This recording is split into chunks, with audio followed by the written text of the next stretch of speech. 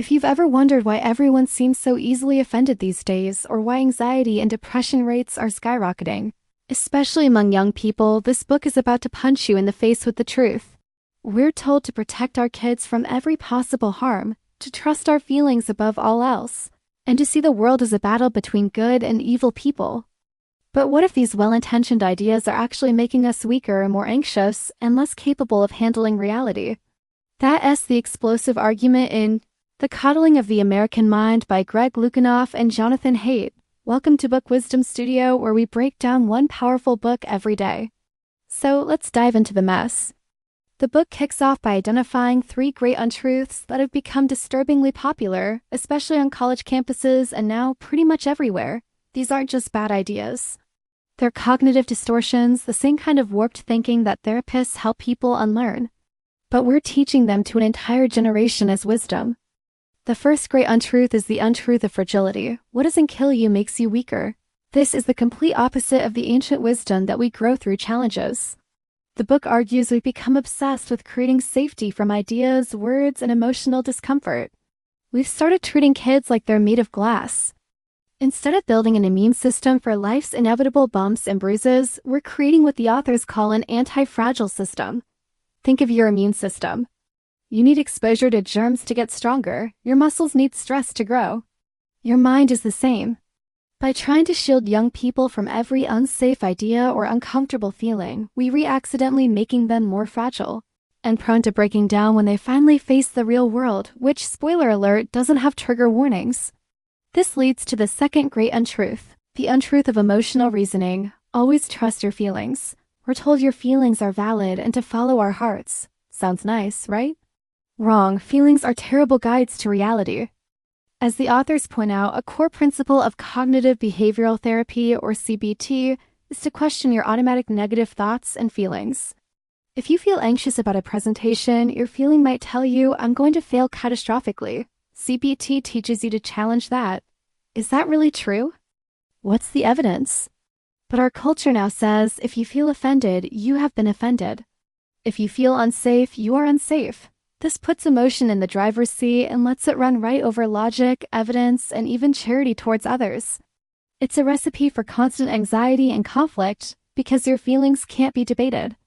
And that brings us to the third and most divisive great untruth, the untruth of us versus them. Life is a battle between good people and evil people. This is the simplistic black and white worldview of a toddler. Good guys, bad guys. Heroes, villains. This thinking encourages us to see anyone who disagrees with us not as a person with a different perspective, but as an evil enemy who must be defeated. This common enemy identity politics is tearing us apart. It destroys our ability to find common ground, to have civil conversations, or to give someone the benefit of the doubt. When you believe the other side is pure evil, compromise is impossible. Your only option is to fight. The authors argue this is why our political and social landscape has become so toxic and polarized. We've stopped seeing the humanity in our opponents. So how did we get here? The book points to a perfect storm of 6 factors. First, the increasing political polarization since the 90s. Second, the rise of diagnosed anxiety and depression among kids. Third, changes in parenting styles moving towards safetyism where every risk is eliminated. Helicopter parenting, anyone? Fourth, the decline of free play. Kids don't roam the neighborhood and solve their own problems anymore. Their lives are scheduled and supervised, robbing them of crucial skills in negotiation and risk assessment. Fifth, the growth of campus bureaucracy, with administrators eager to step in and solve students' interpersonal problems for them. And sixth, the rise of a call-out culture fueled by social media, where public shaming for minor offenses can ruin a reputation overnight. This creates an atmosphere of fear, not learning. Now for some toxic truths from this book. Here as a sharp one, preparing the child for the road is more important than preparing the road for the child. We're so busy trying to smooth out every bump in the road of life that we're forgetting to give our kids good suspension. Another one, your feelings are just data, not directors. Stop letting your fleeting emotions dictate your reality. And my personal favorite, a bit of a roast. If your first instinct is to find a villain, you're probably part of the problem.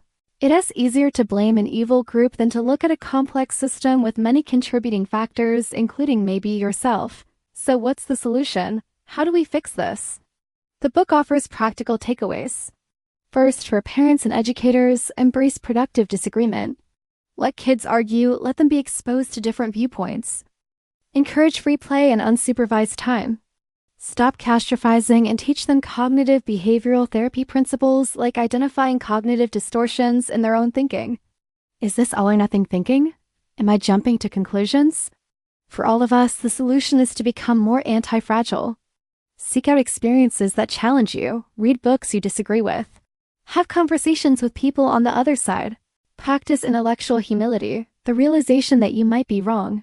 Instead of asking, how can I be safe from this idea? Ask, how can I learn from this? How can this make me stronger? Think of it like this: the goal of life isn't to arrive at the end in a perfectly preserved body and mind. It's to skid in sideways, covered in scars, laughing and shouting, wow, what a ride. This book is a wake-up call to stop bubble wrapping our minds and start strengthening them for the messy, complicated, and beautiful ride of life.